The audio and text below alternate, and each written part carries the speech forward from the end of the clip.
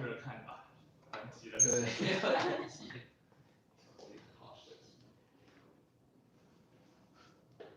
当 speaker 可以拖个5分钟之类的。哦，有了，我只看到我自己在看手表。捏的紧。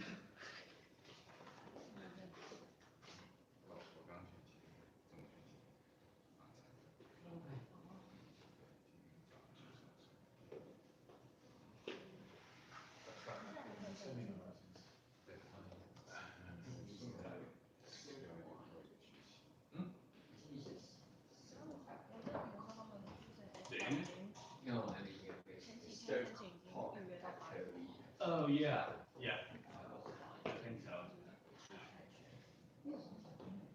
And I think once like the top members of the testament appear in IA website and stuff, and other people around other universities start noticing, oh, there's another person still in Taiwan. We can invite this guy here.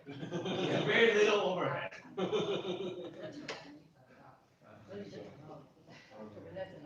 Are you stranded here? Not really. I'm like kind of voluntarily come back. Yeah. There's no point to stay there. I mean, everyone is working from home. Yeah, sure. You was that's from working from home here. Yeah, I mean, everyone's working from home. Half of my members is already based in Sweden already, so we are already do some part of remote collaboration already. So it just doesn't make sense that much to like being there alone in your apartment. Cannot go out. Like, what's the point, right? Yeah. But coming back, the trip is quite interesting.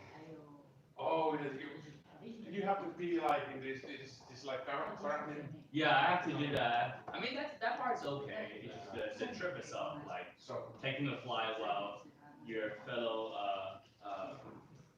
cabin mates like try to do like heavy gears and stuff. It's like, So I was making a visit to my home country, Finland, and it was I was kind of returning at the time when this started to boom in Europe. I see. But did you do the quarantine or no? Yes. Okay. Yes, I did. Not too bad. I mean, it's not too bad. Yeah, it's you have to stay inside, you know, Yeah. to monitor that. Yeah, and I think the first week is probably the most worrying for myself. Like, cause I mean, I don't know if I get it or not. I was kind of I left Finland early and after that I didn't really have any real risk yet. Yeah. But, yeah, I kind of. Mm-hmm.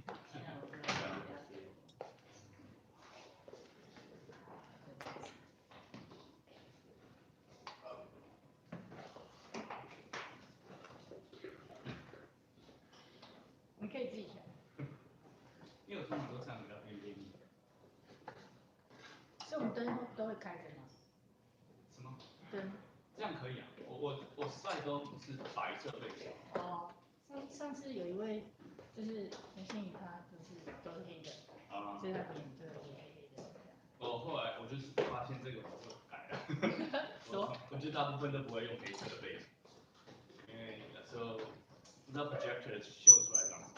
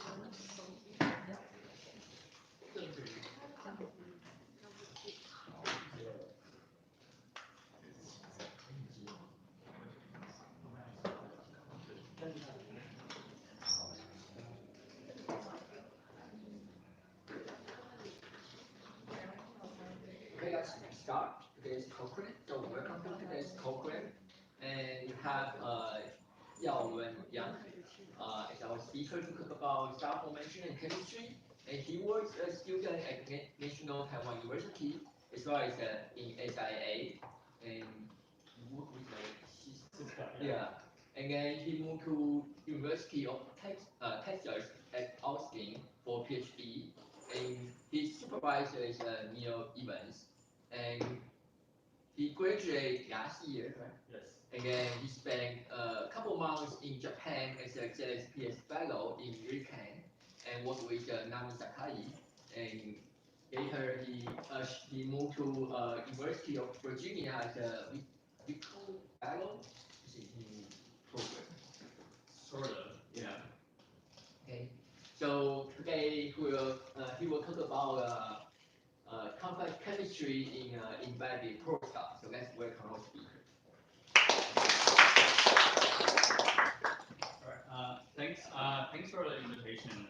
For Kenzie's invitation for me to come here to give a talk.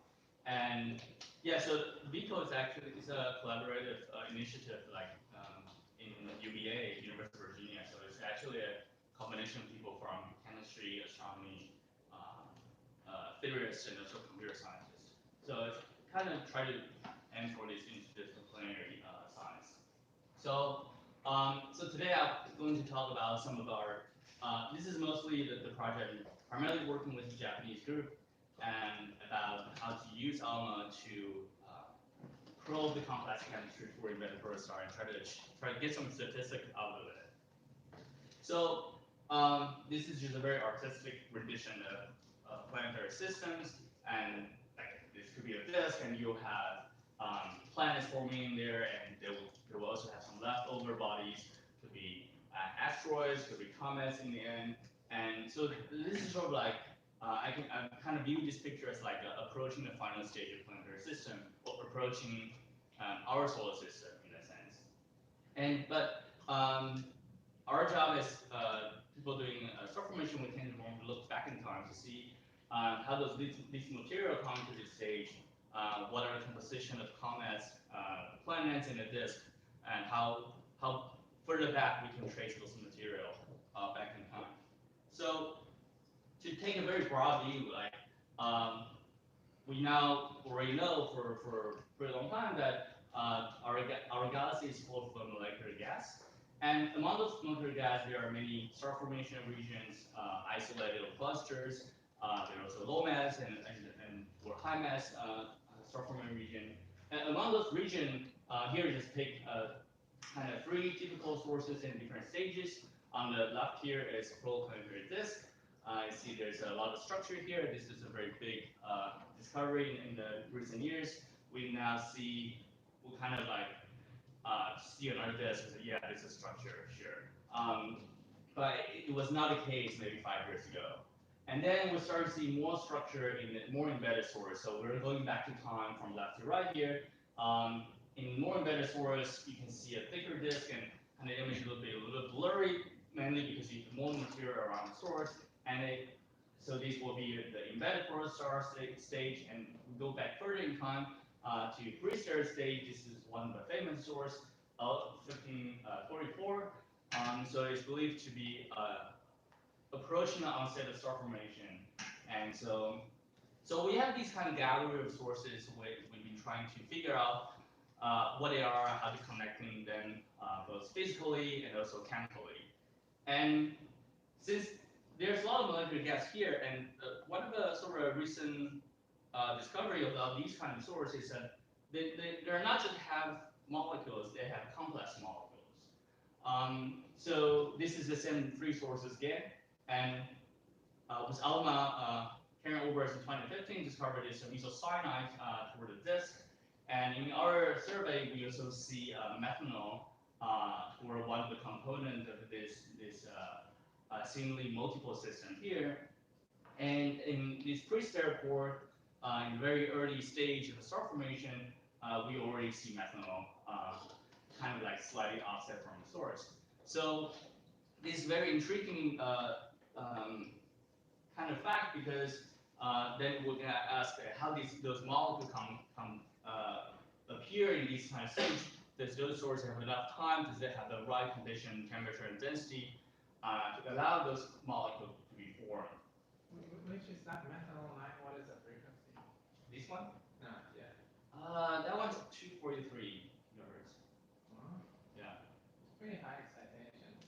No, that one's not. That one is about, the E up is like $50 or $40. Yeah. I was surprised to see the peak on the black side.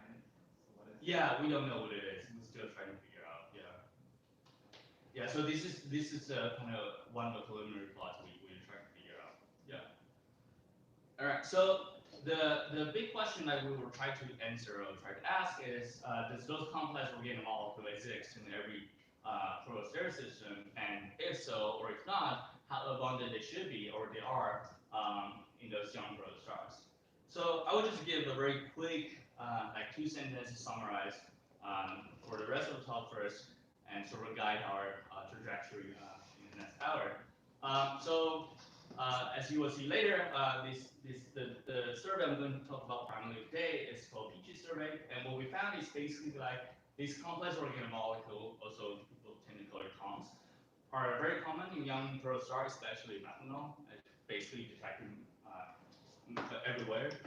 And the abundance ratio of these comps to methanol, basically normalized abundance ratio, it's a bit higher than those archetype sources, like the source, the well-known sources that we first discovered these complex organic molecules.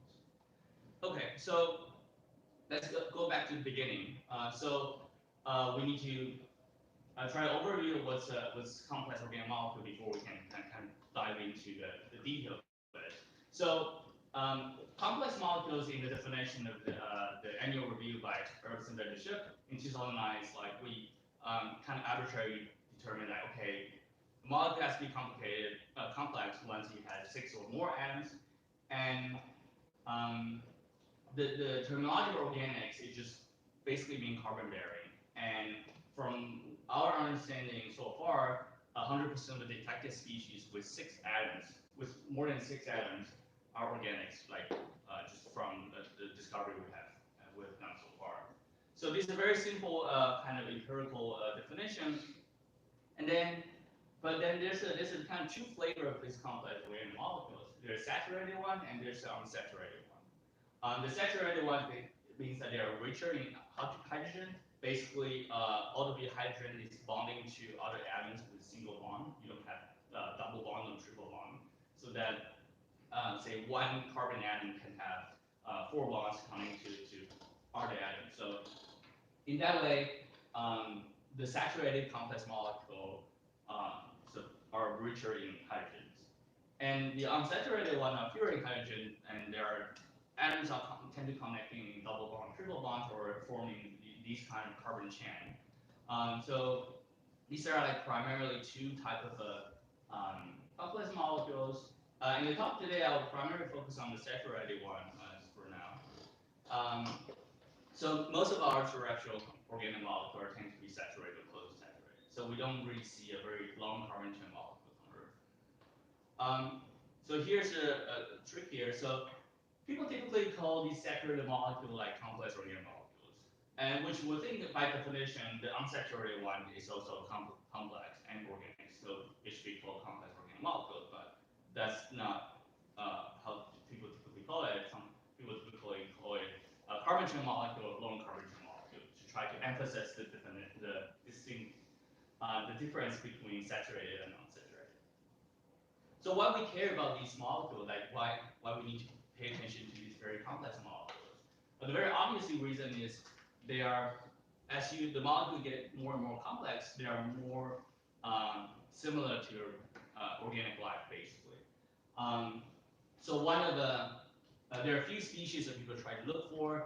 Some have success, some we haven't found it yet. So one of them that we have found in a few sources, like aldehyde, which is a precursor of RNA. And then this is one of the simplest sugar-related species, look like that. So it has been discovered in some of the high mass protostar. For instance, here this is NGC 6334I. This is Orion, and it has also been discovered in a few low mass protostars as well. So at least we know that the step before forming RNA, the ingredient is available in those systems. But whether it actually take the step to move into forming sort of organic life or prebiotic molecule is still in question. Another molecules that really we have been trying to find it for maybe a few decades, but still we haven't found a confident detection is glycine, which is one of the simplest amino acids. And so it's intriguing because one is amino acid. We know human body is full of amino acid.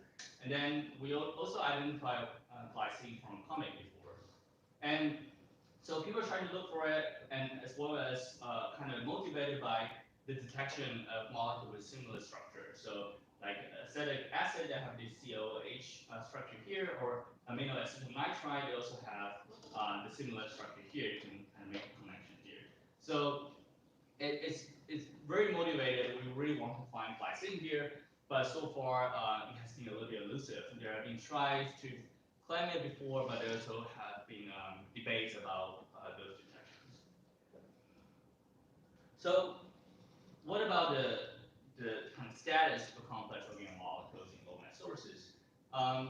So for those sources with complex organic molecule, rich in complex organic molecule, oftentimes we call it occurrence, which basically Italian stand of a small hot core. Although this is specifically mean that the complex organic molecule is populating sort of in the inner region of the envelope, mostly due to thermal desorption. There's other scenario where you might have outflow that is creating shocks like sputter, methanol off the grains.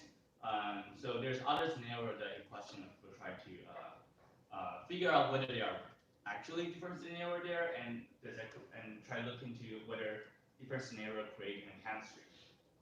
So the hot granules, they're, like I said, they're rich in complex organic molecules, so they're rich in saturated complex molecules. They sometimes have a similar chemical abundance of hot core, which is basically a massive hot core, so it's massive protostars.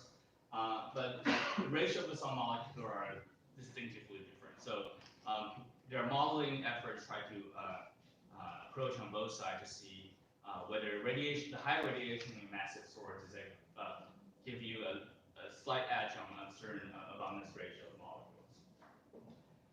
There have been several sources. We have found complex organic molecules in low mass sources.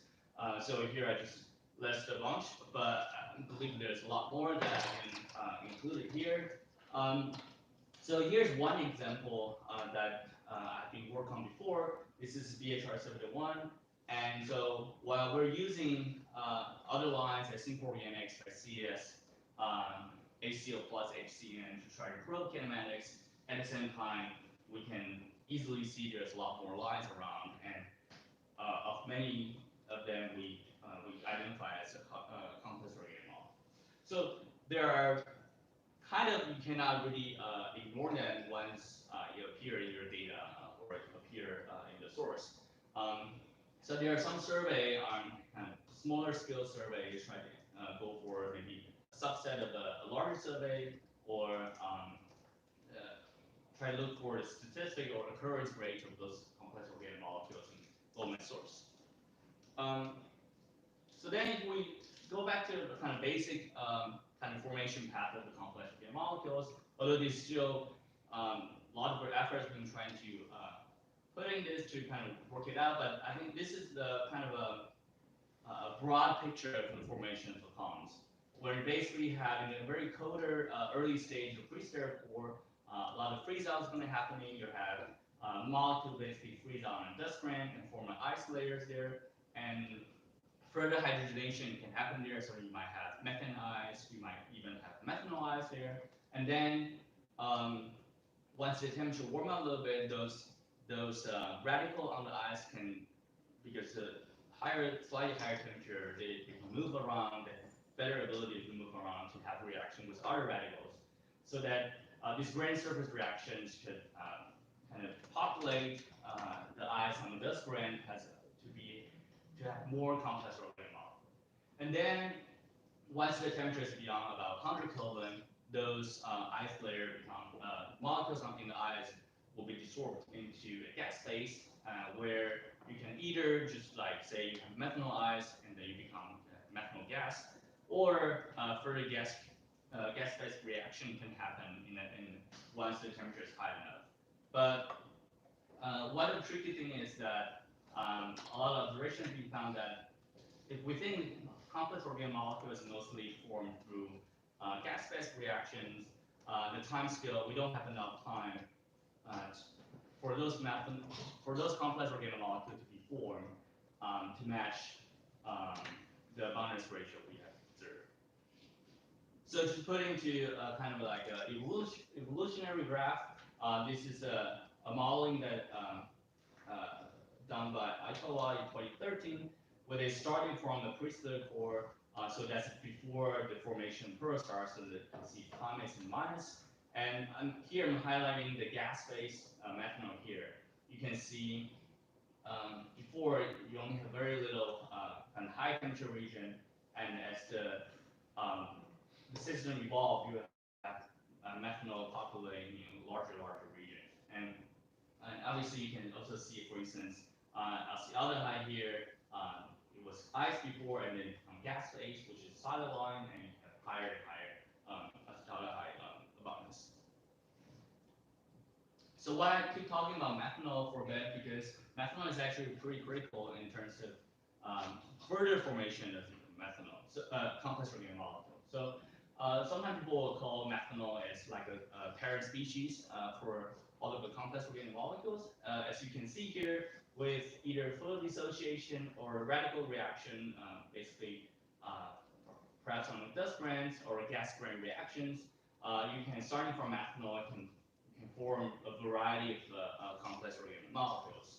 And so that's why we need to survey the methanol as well as other daughter species to figure out whether a certain pathway of chemistry is being enhanced in certain source, or we can kind of need to use kind of the starting point and the end point to constrain the chemical pathway that occur in between. So, and also this complex organic molecule is not only useful for chemistry, also useful for doing kinematics. So this is an example, I think people here are probably very familiar with this source already. Xingfei a few years ago detected methanol in HS2 coat, sort of on the upper layer of the disk, where he is able to figure out there's a rotation structure there, and perhaps there's some capillary rotation here, or maybe infold. So because complex organic molecule, like I said before, it remain in the ice phase before when temperature is below 100 Kelvin. So when we see the emission of those complex organic molecules, you are basically not sensitive to envelope or anything outside of this 100 Kelvin radius. And that 100 Kelvin radius, coincidentally, is very similar to the size of a disk forming region or the inner envelope, or perhaps the disk. So this provides sort of an intrinsic filter of larger scale, and so that we can use these molecules there. We know this is mostly coming from the inner part. And there's a similar example in a high mass source, in this G328 source. The author here also used methanol to try to probe the rotation structure here. But as you can probably tell here, we still want to have high resolution of this for this position velocity diagram to fully resolve the kinematics here. It can be also useful for constraining outbursting protostars. So there have been efforts try to look for one of the outbursting protostars when this protostar recently experienced a burst of accretion. And so naively we think a burst of accretion would increase the luminosity, so that will push the 100K radius outward and then kind of settle down back. We'll try to see if there's a chemical kind of footprint left from this accretion burst. So VA3 aureus is one of the known outbursting source, and in Li et al. In 2019, they observed methanol, where they compare to the current luminosity, previous luminosity, I think it can be due to the outburst of accretion. And simultaneously, there's other studies by Van Hoff in 2019 as well. They kind of look into this in the slightly different angle, but similar. Basically, you can derive what's the radius of the methanol, and then if we know the geometric structure much better, we could derive, let's say, comparing this radius to snow lines of other molecules. But we still need a better model for this source in particular to be able to make a claim that this is actually due to the outburst. So for me, I think all of these can kind of summarize in this kind of cartoonish graph. Basically, we have a linear thoughts about how the protosteric system will evolve from pre-steric core to protosteric core and to this. And we also have complex molecules observed in all of these stages. So we want to know that does this chemical diversity at protosteric phase or in every phase, it's because it has different formation history? It's because maybe they stay in the cool phase a little longer, or it forms like different way, faster inflow, slower inflow. And then say we observe complex organic molecule toward protostar, are those the same molecules we're going to see appear in the disk, or there's some reset going on between phases? So basically, kind of the broad picture here is we try to figure out whether those complex organic molecules are encouraged from previous stage, or there have been multiple disruption events.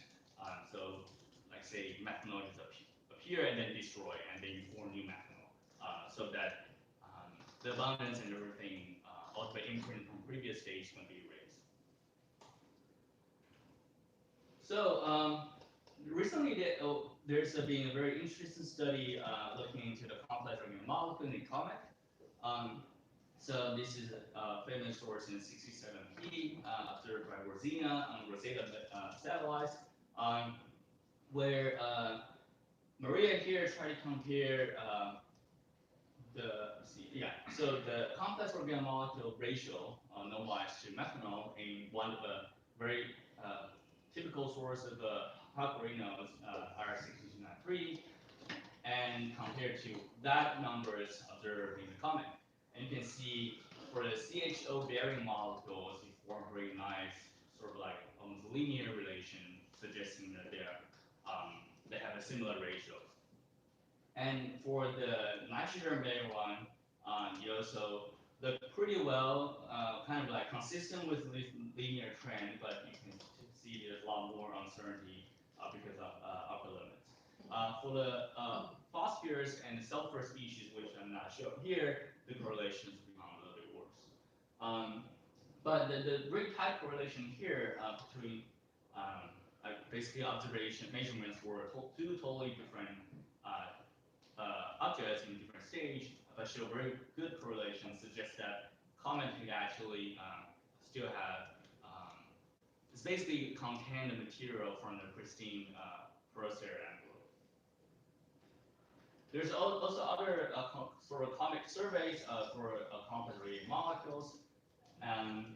So they survey these many different molecules, and so showing this, the green line here is low mass source, this is high mass sources here, and the blue and black shows the minimum maximum value depending on. So so most of them are really similar, but so there's few worth noting things. One is that for acetaldehyde and ethylene glycol, it seems a little bit richer in comet, while the other hand, ketene here, comet has a much lower value. So while in the broad view, the comet composition is similar to protostars, there's still a significant difference in certain molecules. Perhaps this is probably where we start to need to invoking chemical model to figure out whether there's certain pathways being affected throughout evolution. is this result expected?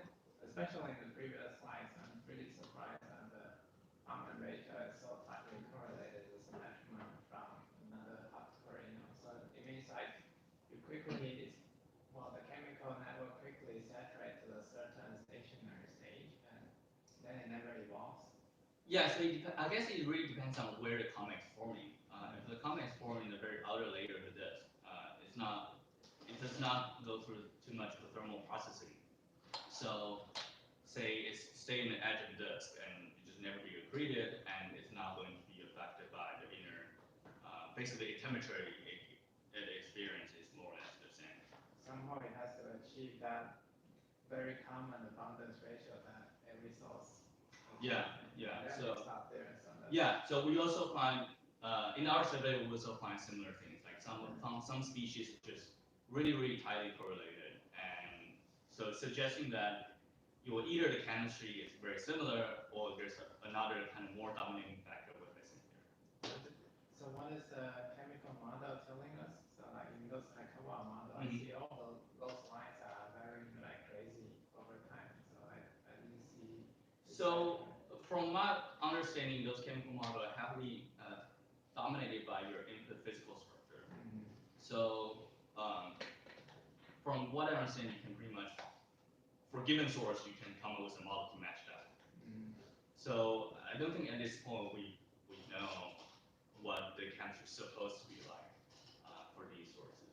That means none of the existing model predict that kind of like quasi-stationary stage that every source should at some point saturate. Yeah, because you can play with different knobs in modeling to have different results. Yeah.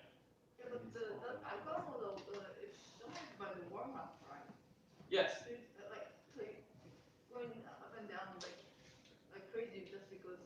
Yeah, that's big. Yeah. So when you talk about like ice composition being the same, we're talking about different story.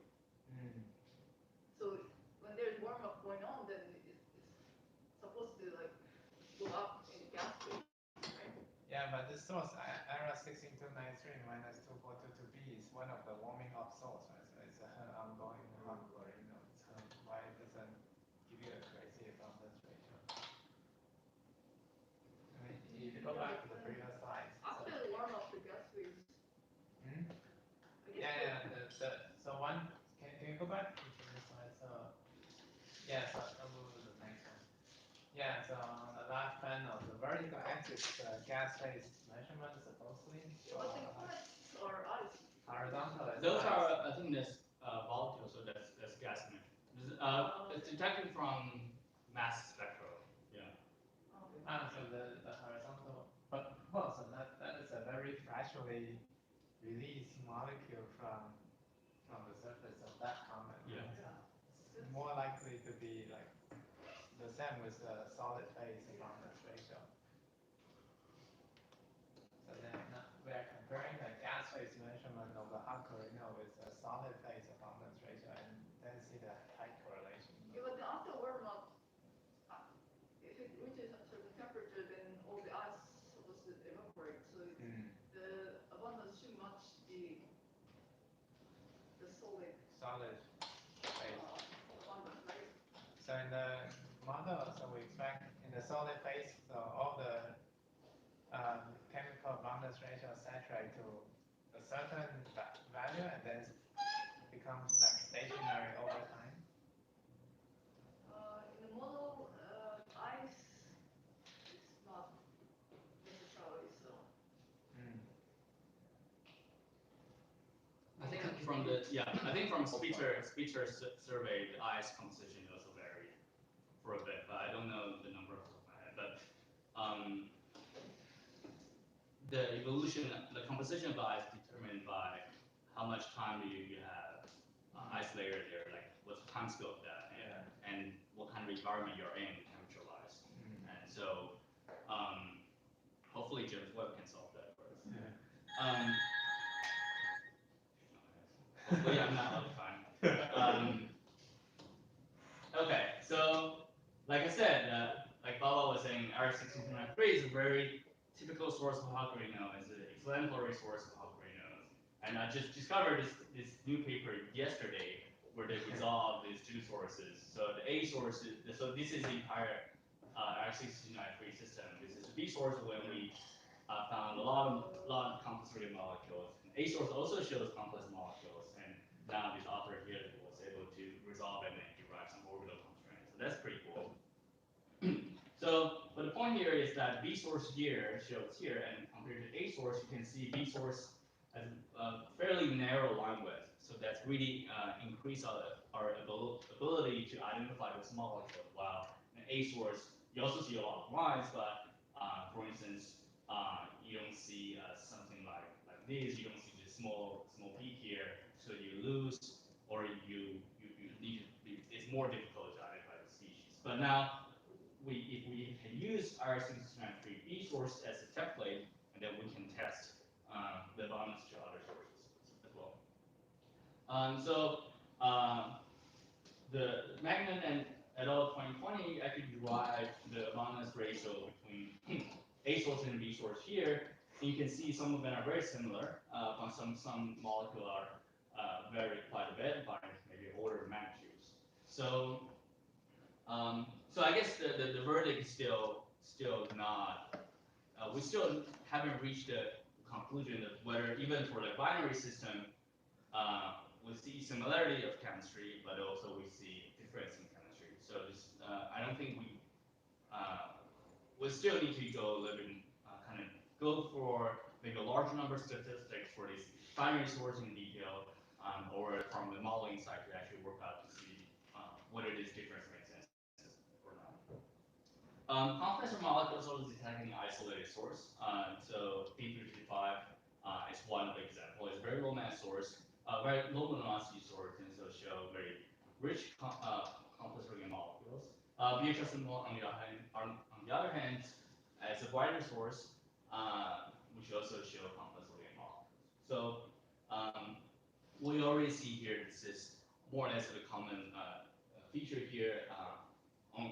Once you have the right condition to observe it, you should get it basically. So now we're moving to just talk about some of the survey prior to ours. And a few years back, there's some single-digit survey, try to survey a group of young state objects, Protostar and low-mass YSOs, where Bergman et al. Found here, for instance, you can see there have a very small numbers for the complex organic molecule. For HNCO is detected for pretty much every sources, but say for methyl cyanide, it's kind of a mixed bag of things. Acetaldehyde, there may be some trend, but there's only like 6 sources here. Recently, Yao-Lun published the complex organic molecules in Calypso survey, where they have better constraint on the uncertainty and have more detections. So they found very tight correlation between, say, methanol. Methanol is showed everything here in the y-axis. So methanol over methyl cyanide have a very good correlation.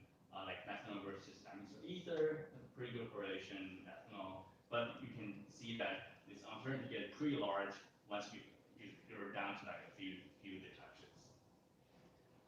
So we already see here there's some similarity, not even for sources across different states, but also sources in the same state. It seems to kind of form some trend, or like forming a group for the column density of complex organic molecules. Just putting a slightly different view of that. Bergman in 2019 also performed a smaller survey for a few surfactant sources, where they basically discovered the 3 new alkylates. So they found out the ratio to methanol for these molecules are actually actually higher than those typical alkylates here. So these are IR16293, IR4A, 2A. So you can see they are consistently higher than the alkylates we have found before. So it kind of calling the question about whether the chemistry we detected in those archetype source, are they really representative of the entire population, or we actually need to do a survey to figure out what's scattered between those compositions. So you might think, okay, complex orbital molecules are there. We should look for it, and if we look hard enough, we should see it. But there's also other things issues on the way. So recently, there's another study trying to look for methanol in class 1 source.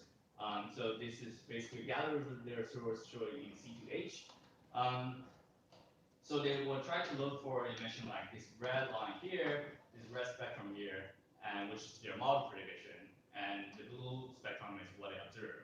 So they see no methanol in class 1 source, where you think about, if you think complex organic molecules like being there and maybe also still there in later phase in disk or even in comet, this observation kind of is really puzzling to understand like why we don't see methanol in class 1 stage. Yeah, that's a strange pattern, and then you see the correlation. Yeah. So I mean, yeah, I personally don't know why it is, but there's a lot of speculation you can do, like whether it's a regular transfer effect or stuff or other things. So the water complex organic fraction in the ice is constant. So if you actually measure the water emission for this target, you don't see the water at all. So that means that the water emitting region is much smaller than what people thought for class 0. So they're just really compact and being diluted. Yeah. Okay, so now we're finally going to our survey. So this is a Perseus ALMA Chemistry Survey, also known as Peachy Survey. And we survey unbiasedly for 51, class 0, and 1 protostar in Perseus. We're here to show where we're surveying. This is NGC 3 and other regions as well. And we using band 6 to target like a selection of a line. We're not doing a wide band line survey here. We're trying to get a sense of the richness of the source. So we're targeting a few kind of typical complex organic molecule and also some simple organics. So we have the beam size about 0.4 to 0.6 parseconds and a uniform line sensitivity about 6 milligens per beam. And the source selection is, I think, is looking for all of the sources have more than 1 solar luminosity, or more or less 1 solar luminosity. Yeah, so for 0.4, 0.6 parsecond in Perseus, we take 300 parsec, which is a more reviewed recent number that put us about 150 AU. So we're actually looking at about 150 AU around the source. So this is just a gallery of all the sources we detected in continuum. This is band 6 continuum. See, there's 3 bright sources here, multiple sources here, and also some isolated, pretty weak ones. So what we did for looking to complex organic molecule is we first assumed that, okay, we want to look for those complex organic molecules as being thermally desorbed from the ice. So they should be around the continuum peak. So we basically just fit a 2D Gaussian to the continuum source and take the full half-max of the region as our sort of mask, and then we extract a spectrum from those regions. So you can see some dashed circle here that are our extraction region for the spectrum that we further doing analysis to try to figure out the statistics of complex organic molecules. This is one example of our data. This is RS481. So we observe many lines, especially in this wide continuum band. Turns out finding continuum in this band is a little bit challenging. And we also have some broad lines. This is probably due to outflows in SIO. We can also clearly see that this line, this mesoformia line, is a little bit optiolithic because you see other lines, mesoformia line match, the model match the data pretty well. So this is just what we're looking at. Some sources, I will show another source later on, but some sources you just see a lot of noise, and some sources we even think that there's some absorption there, probably due to high opacity of the source. So to derive density of each molecule of this spectrum, we first identify the source of the species. So we have a list of a predefined And then we use ASIAA to perform LT modeling, try to model our data. We assume the source size of 0.5 arcseconds, and the free parameters in our modeling are column density and line width primarily. And then we run the modeling for 5 different excitation temperatures. So that's the key thing because we only have a limited coverage. So our ability to determine the excitation temperature is pretty poor. So we basically pick a typical range of excitation temperature we have in the literature and just do a fitting for all 5 of them. And then we take the range of the fitted column density as the uncertainty of those column densities. So before I go into the column density plot, I want to show just a little bit about the detection rates that we have. So this plot summarizes all the species that we think we can confidently identify versus all the source. So this is sorted by the continuum brightness temperature. So on the right here is high continuum temperatures, and on the left is low continuum temperature. And you can kind of see there's some kind of rough trend here. You see a very rich source is kind of populating in this end of the graph, but we still, in some cases, we can still see complex organic molecules on the left-hand side of the graph. So the color coded is like the green one are sulfur-bearing single organics, blue is carbon chain, all of the red here are complex organic without nitrogen, and this magenta here is nitrogen-bearing complex organic molecule. And up here in the grays are single organics like CS and H30CN. And so just putting some statistic here, we found methanol is detecting about 60% of the source, so it's pretty commonly detected. And about 1/3 of the source actually have more than 3 kinds of comps. And nitrogen-bearing comps is also quite common. Almost half of the source have the nitrogen-bearing comps. And one thing is, one thing is quite interesting. I mean, it's not surprising is that the brightest source actually have a lot of absorption, which is so still spoiler alert. And this is, we don't know this already. This is RS482. But this is 482 or 481. Yeah. So this is 481. Yeah. So I have a mislabeling in the previous plot. Yeah, that's 482. So this is a high opacity source that I'm going to show a plot of that later. So we can kind of dissect this detection statistic later with other evolutionary indicators. So this is with volumetric temperature. You start to see the kind of, we don't see this like left and right difference in this plot. And so we conclude that there's no obvious correlation with volumetric temperatures, but we found that the high volumetric temperature source has very little common detected. But we also have very small number of statistics here. And for volumetric luminosity, we also don't see a clear correlation here, but we kind of can say that lower luminosity have a fewer comp detected, but that's probably due to sensitivity issues. We also checked the plot with our detection statistic with the millimeter continuum mass measured in the random survey. So we achieved a very similar population as we sorted by the continuum temperatures. So we have the higher mass source have more comps detected, while the lower mass source have a fewer comps detected. But again, we need to keep in mind that the sensitivity might be the reason here, and by doing this, we're not actively isolating our vectors. Okay, so this is our RS481, like I showed before. So the spectrum looked like pretty flat in some regions, but we start to see a lot of the deep absorption here and here. And for a single organic, actually, you see very deep absorptions. And so this is the case where you have very optimistic continuum that's blocking the emissions from complex organic molecules. And yes, you found before already by Dippan last year, and showed that this pretty beautiful difference between these two sources. And one of them, which we thought before is like basically don't have com, but now we think they do. It's just they're being blocked by continuum.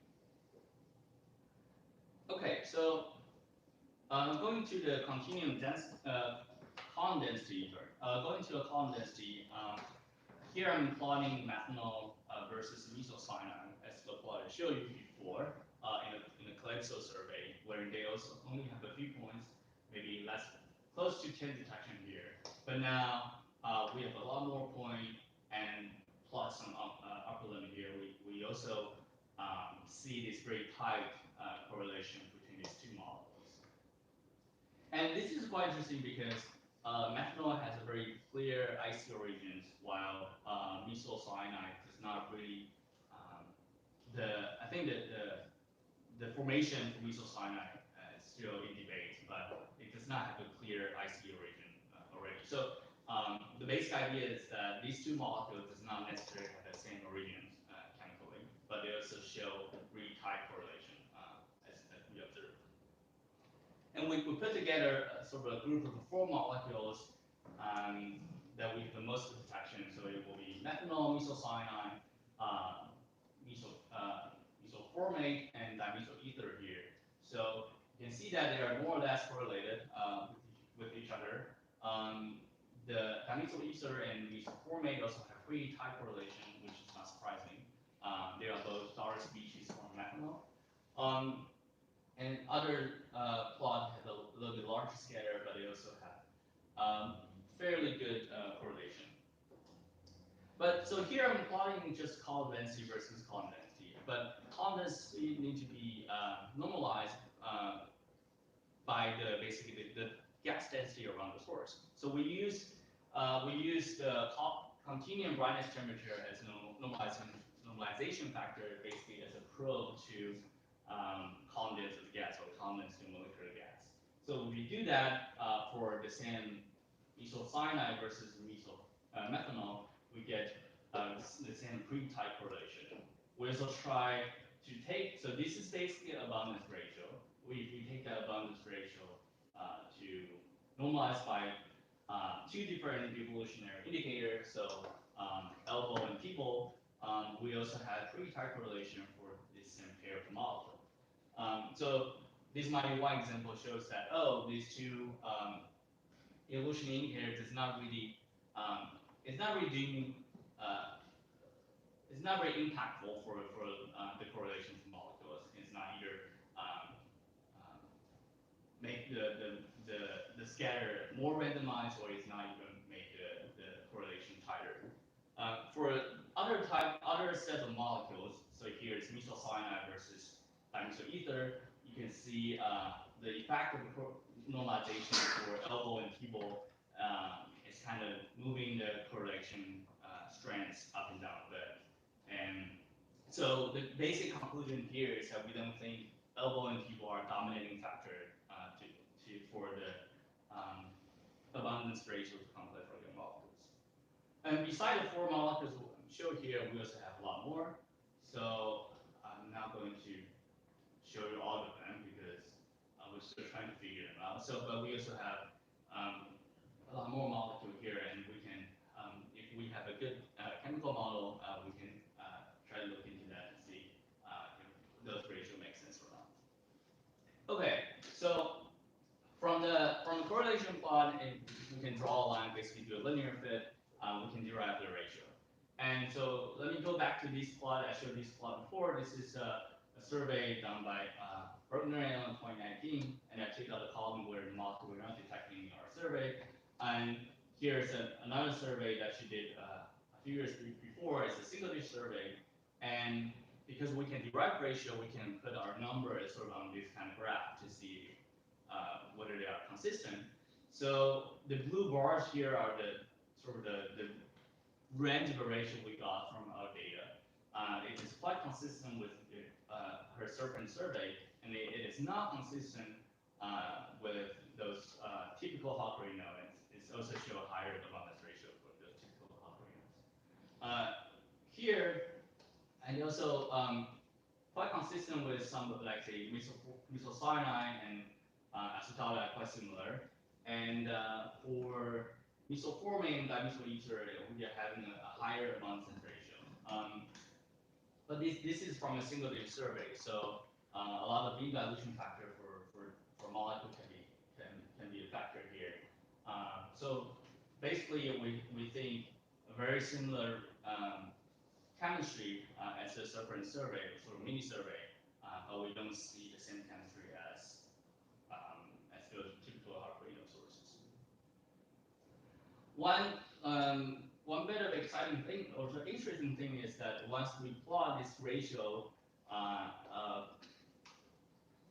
so this is a 4 pair of molecules, so mesocyanide versus methanol, dimethyl ether versus methanol, mesoformate versus methanol, and this is dimethyl ether versus mesoformate.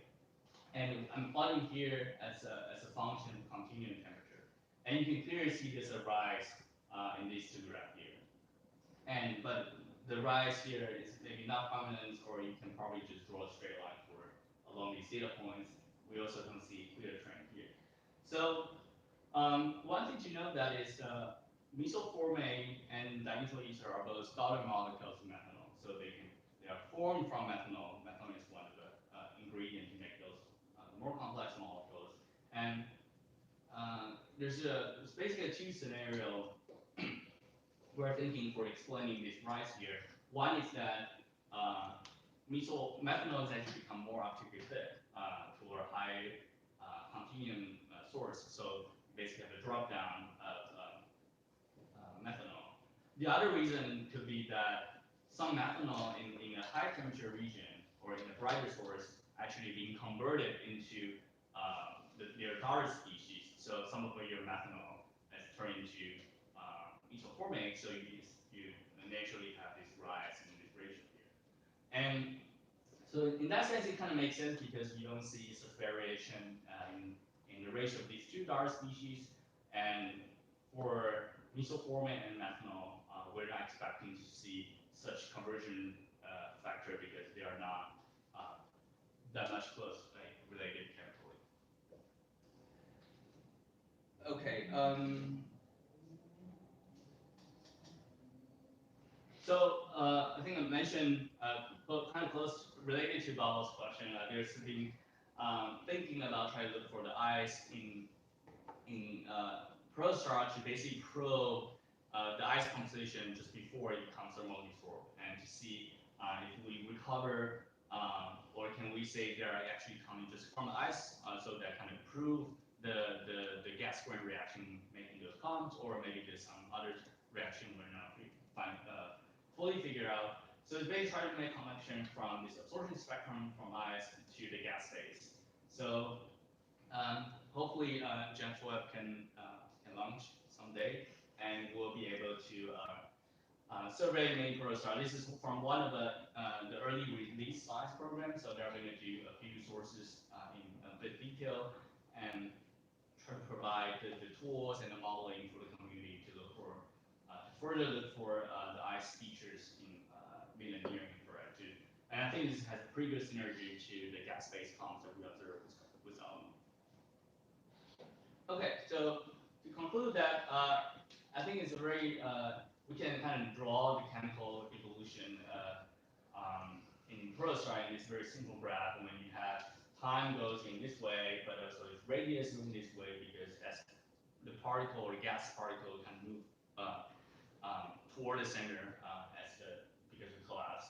And so as you move toward the center, your temperature goes up, and so that's kind of dominating your formation pathway that according to what kind of density the gas particle experience and also the temperature. So you have various different kind of broad chemical reaction can happen, and you have photodissociation, outer part due to the radiation field, freeze out, that's where probably a lot of the ice become more complex, and then evaporation to put it into the gas phase, so we can see it, and maybe further chemical reaction in gas phase that are going to determine the composition model we see. And to kind of briefly summarize our survey so far, is that among our sample we found 60% source of methanol, that's pretty widely observed. About 1/3 source have free comps, so they are very complex organic molecule rich. And nitrogen bearing molecule actually quite commonly observed in almost half of the source. And we found significant correlation between methanol isocyanide and mesylformate and dimethyl ether. And so these two, well, the tight correlation may be due to chemistry, but the tight correlation between these two molecules, because they are not necessarily have the same origin. So it kind of calls into question about what this correlation actually mean in the context of the chemistry. Maybe there are other effects we're not fully understand yet to lead to this very tight correlation between these two molecules. Protostar properties such as elbow and T-ball are not very impactful for the common abundance we observe. It's been also shown in previous study, either with single dish or surveys with interferometry as well. And for the source with high continuum temperatures, we found the dark species is a little bit enhanced, or the methanol start to become optically. So the dark species become enhanced, suggesting that there may be some additional processings of methanol that we're not fully constrained yet. Maybe it's due to the warm-up phase. It's better converting methanol to mesylformate and dimethyl ether, or perhaps there's further reactions once the methanol is leaving the dust stream. And finally, the future meaningful observation like James Webb, we can do a detailed observation of ice composition, and that is prior to absorption of those ice containing complex organic molecules, and then we can try to make the direct connection to the comets we observe. In those sources, we actually see the gas-phase complex organic molecules. So by using multi-wavelengths, we're actually seeing the multi-stage of a chemical evolution. All right, thank you. So I'll take your question. Okay, thank you very much. So, any question for Yao-Lun? Yes, in the pH samples are all these objects in which stage are they including class 1 objects? Yeah, they include class 1 objects. So I remember you mentioned in previous survey your other team look for cones. They do not find the high fraction of cones detected in the sample. And how about in your sample? We don't see such a, I didn't show a plot, but we don't see such a division, class 0 and class 1. We didn't show the class 1 and class 0, class 1 plot, because the line between class 0 and class 1 is often a little bit blurred. So that's why we use elbow and T-ball and try to as an evolution indicator, and you don't clearly see that one part just don't have any molecule detected. So that's a sign of we don't see such clear cut, but there's also probably because of their source selection, maybe they're selecting a little bit more evolved than so-called early class 1. There's still a range of class 1 views. Okay. So in your sample also including class 2?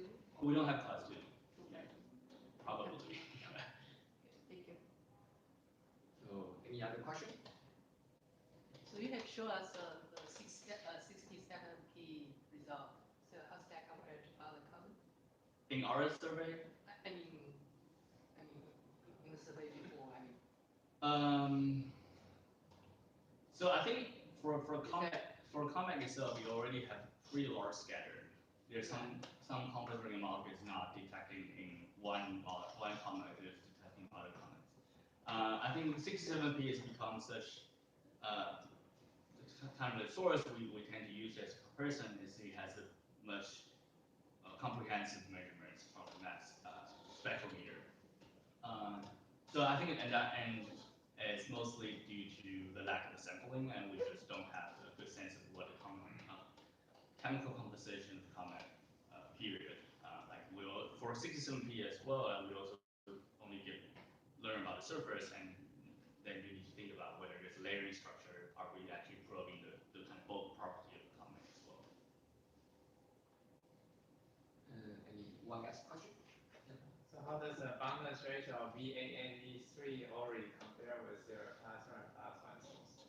We haven't done that yet, but that's a good comment. And we can also we're also looking for potentially outbursting source in our sample as well. Try to see if they show different chemistry or not. But if if the average is like thermally just increase to say 100 Kelvin radius, and assuming that's fairly short time, and one possibility is that you don't really see a chemical change. You basically just get more material, right? So unless you have chemical gradients in radius, you don't really expect to see such a big change among the thresholds. Okay, I think it's time to close the program. So let's thank our speaker again. I'll be around for at least. Okay. So you can find him if you want further discussion. So thank you for coming today.